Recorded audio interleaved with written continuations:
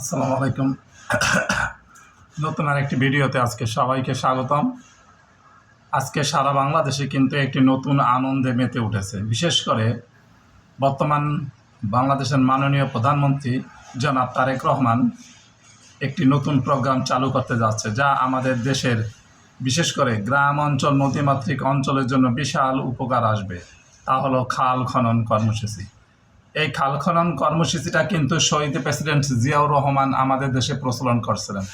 আজ দীর্ঘদিন পর আবার তা চালু হতে যাচ্ছে, যা দেশের মানুষের বিশেষ করে কৃষি খাতে যারা আছেন তাদের জন্য বিশাল উপকারে আসবে। বিশেষ করে আমাদের দেশের খালগুলো কিন্তু এক শ্রেণীর মানুষ দখল করে নিচ্ছে, আর এই খালগুলোর মাধ্যমে দেশের পানির যে নিষ্কাশনের মূল ব্যবস্থাটা কিন্তু এই খাল খননের মাধ্যমেই গ্রামগঞ্জে বিভিন্ন জায়গায় ছড়িয়ে যায়।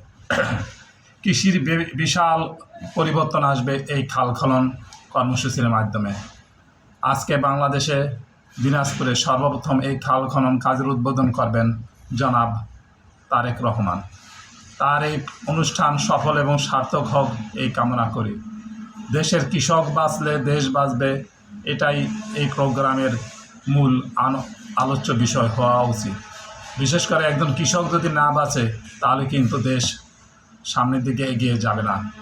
আজ সারা বাংলাদেশের নদীগুলো ভরাট হয়ে যাচ্ছে পলি পরে, যার ফলে নিম্ন অঞ্চলগুলো প্লাবিত হচ্ছে, আর তার ফলে খালগুলো ভরাট হয়ে যাওয়ার ফলে এগুলো খনন না করার ফলে কিন্তু আমাদের দেশের কৃষিকাজে বিশাল বড় সমস্যার সম্মুখীন হচ্ছে।